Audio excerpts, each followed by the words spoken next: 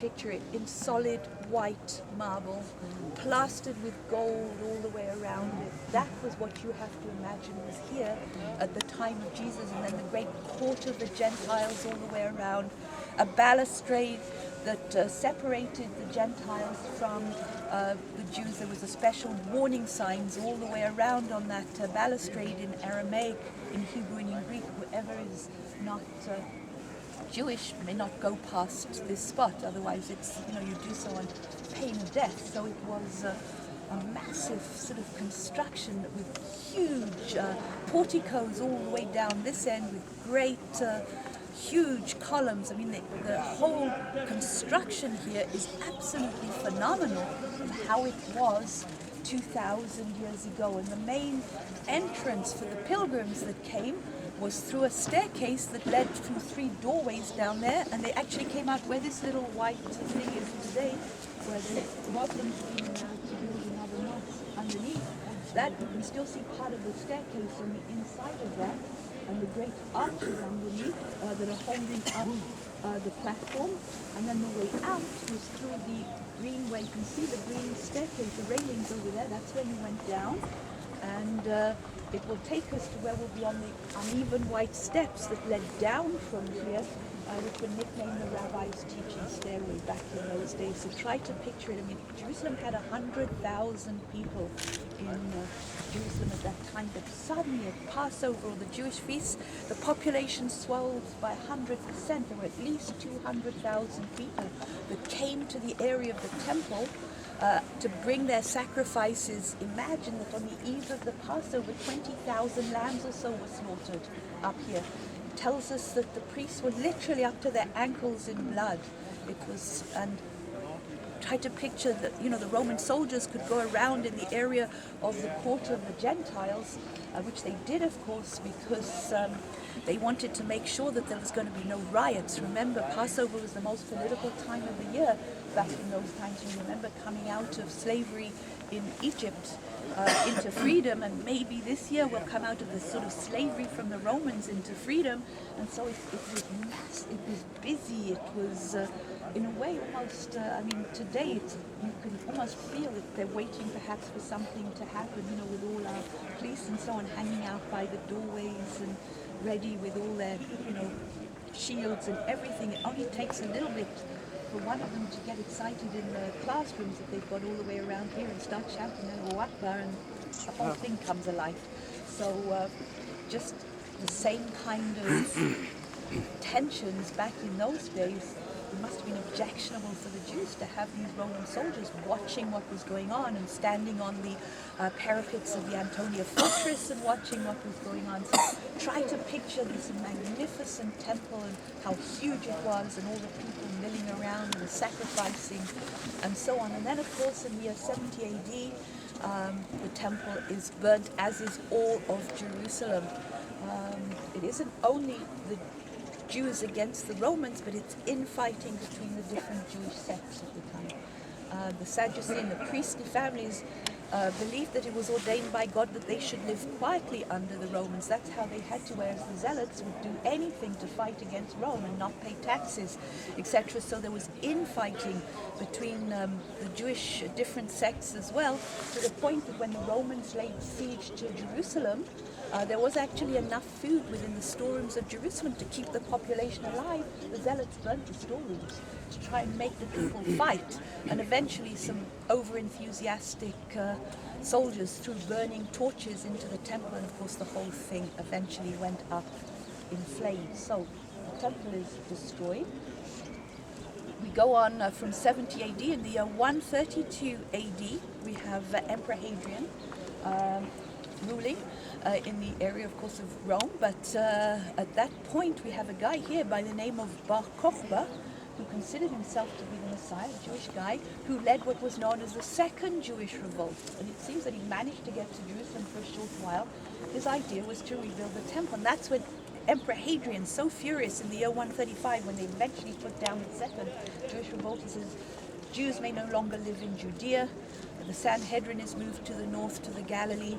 Israel may not be called Israel, it will be called Palestina, and Jerusalem is rebuilt as a Roman pagan city with Roman pagan temples named after Hadrian himself and the god Jupiter, and he has temples to Venus and so on. And anything that was important to the Jewish people, anything that was important to the life and death of Jesus, is paganized by Emperor Hadrian. So up here becomes a small pagan temple.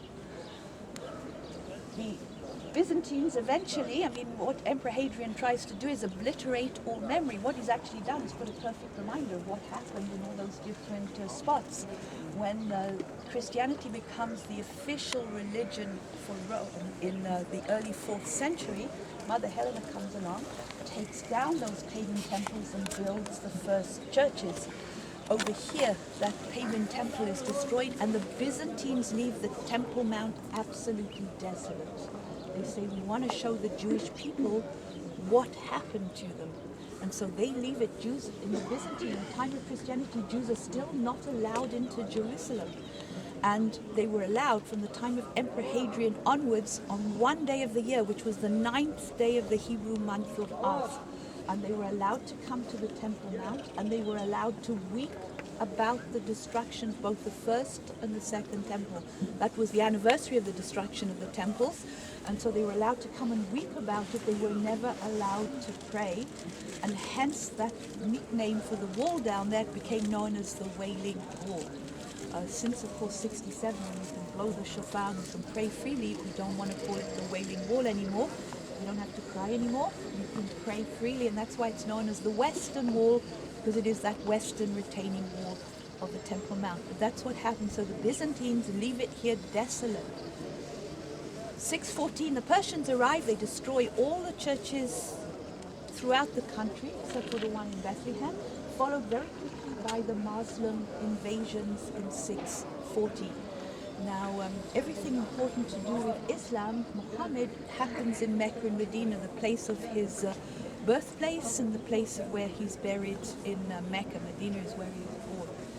And Islam starts to spread throughout this area of the Middle East. And the guys that invade this part of the world, this country, actually come from Damascus, from Syria, and not from Saudi Arabia. Right? But they bring Islam to this area, and what happens is that Caliph Omar, the guy coming from Damascus, looks out over the Temple Mount. He sees the desecration that's here and decides that this has to be the place where Muhammad makes his, in the Quran it's written, his out of earth experience and goes to visit Allah and comes back again. Now, understand how all this comes about. Muhammad, first of all, when with the whole beginning of Islam, he's influenced by Judaism and Christianity. He likes the idea of a monotheistic religion. But in that area of Saudi Arabia, you can try to picture all the different sort of Bedouin tribes, and they would worship different places within the desert that were sort of strange phenomena. If a meteor had fallen or so on, that was a place to come and worship. It was, a special sort of area, a bit like Canaanites and Jebusites and all the different, pagans and so on. But he decides that in order to bring the tribes together, they maybe should just worship one God. And so they choose the god Allah, who is actually the moon god. All right? So now everybody is politically correct, and everybody sort of says, oh, Allah and God is all the one and the same God. You understand that it's not. Okay, it's really important to understand that, and certainly it's not the God that you and I believe in. But anyway, he is the moon god, and you understand why down in Saudi Arabia he chooses the moon god, because in the heat of the blasting heat of that desert, they used to move in the night. They didn't transport things in the daytime. It was just too hot, and they went by the light of the moon. So the light of the moon for them was always important. And that's why you understand that the crescent is the sign, the symbol of Islam, that they have purely lunar calendar and so on, is because it comes from the moon god. the idea of copying Judaism and Christianity and this concept of Muhammad making this out-of-earth experience is that in the Jewish background, I mean in the Bible, of course, for everybody, Moses receives the 10 Commandments from Mount Sinai. All right, and he goes up to the top of Mount Sinai. He is in the presence of God. When he comes down with the tablets of the law, his countenance is shining. He's been in the presence of God, but he's never left the top of Mount Sinai. Then, of course, we have Jesus who ascends from the top of Mount of Olives, sitting at the right hand of the Father and waiting for him to come back. How do you go one better in Islam? You go up and you come down again because no one else has come back. So that's the story that becomes important to them. And so it says in the Quran, which is written after the death of Muhammad, he brings down the Quran with him when he's in this sort of flight to meet Allah and come back. But he doesn't actually write the Quran, his followers write the Quran. So he goes one better than Judaism and Christianity. He goes up to see Allah. But it says in the Quran that he does it from a far place. Doesn't mention where the far place is, and this is also important to understand. But these guys come from Damascus. They kind of think, well, over here they see the desecration, they know the story of Jesus going from the Mount of Olives, and so in their minds they think, well, this is far enough away from Mecca and Medina. This is obviously where it happens, and so they build the Dome of the Rock around the footprint left by Muhammad when he goes up, and he comes back over here at Al-Aqsa, and the name Al-Aqsa means the far place. There is no mention of Jerusalem in the Quran. Right? We have Jerusalem 330 times over in the Old and New Testament. In the Quran there is no name Jerusalem. It is known as the far place.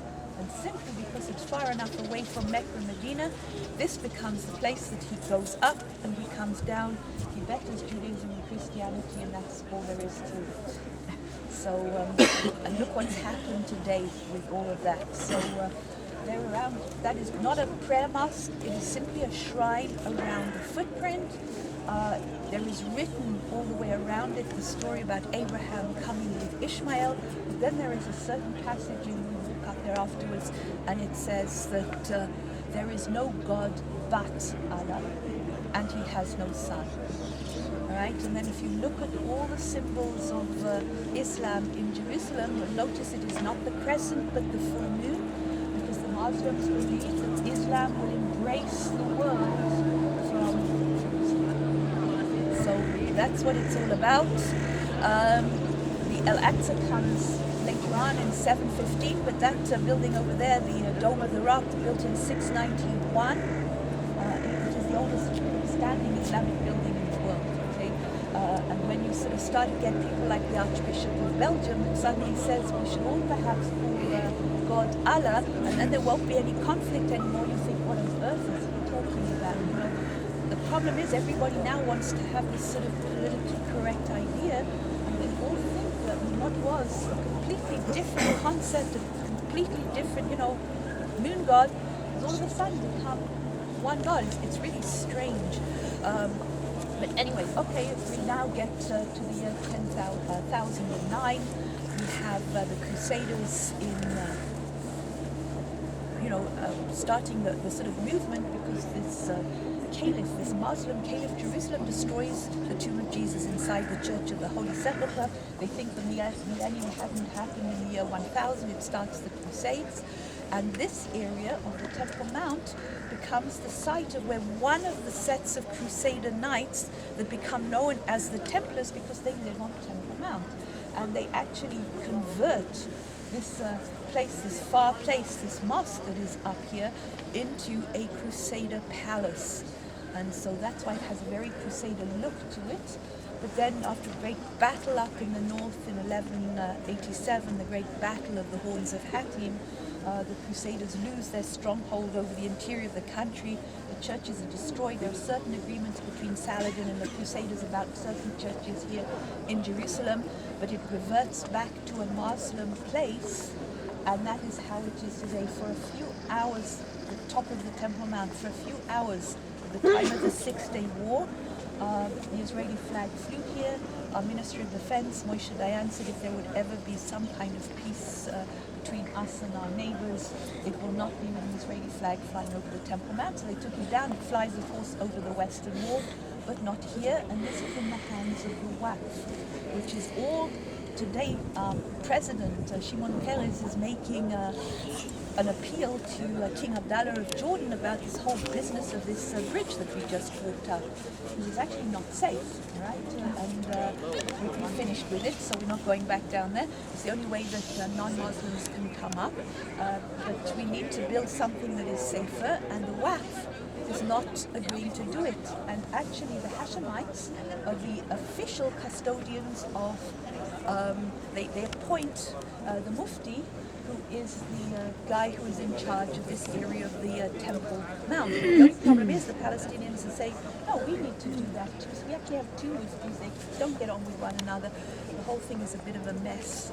And so Shimon Peres is over there today to try and persuade them that, you know, without causing massive riots, it will happen as soon as we touch the bridge or start to build something else or anything. But they have complete control, literally, of what goes on as far as the prayer times. The Muslims pray 5 times a day. They pray towards Mecca and Medina, that is towards the south. There are a lot of things that are out there on YouTube, you know, with the fact that they make us do all these things about how we dress, that we can't touch one another, when we can come up, etc., etc. And we're not allowed to bring Bibles or anything like that, plans of what the place used to look like, absolutely nothing whilst we're up here. But yet on the other hand, they don't really revere the place. You see kids kicking balls around and all kinds of stuff in the school on the far side. You know, it's kind of very controversial at the moment. So I'm going to stop at that point, give it to Chuck. And good job, James. Thank you. Could anybody talk about anything in their life? 10% of what she does. No.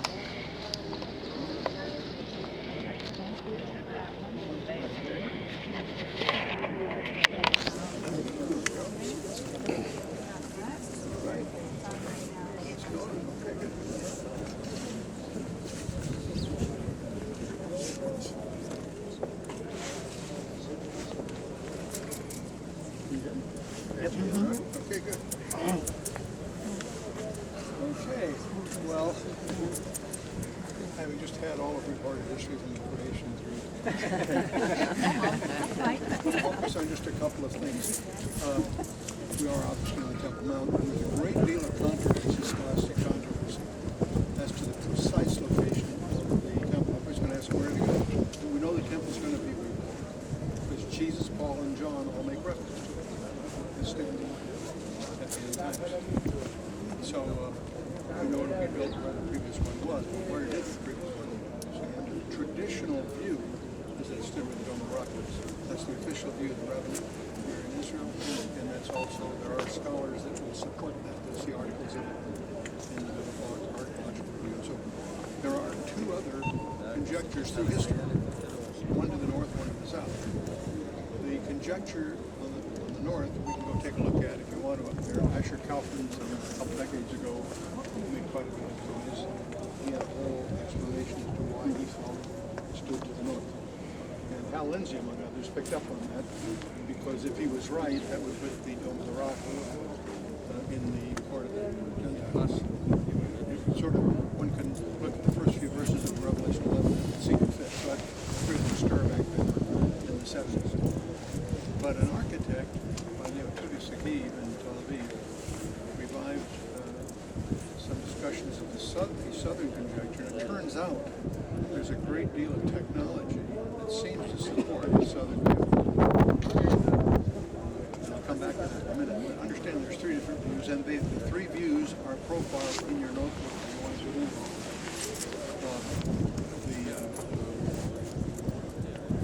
There's some history, though, that we do know that also favors a southern view.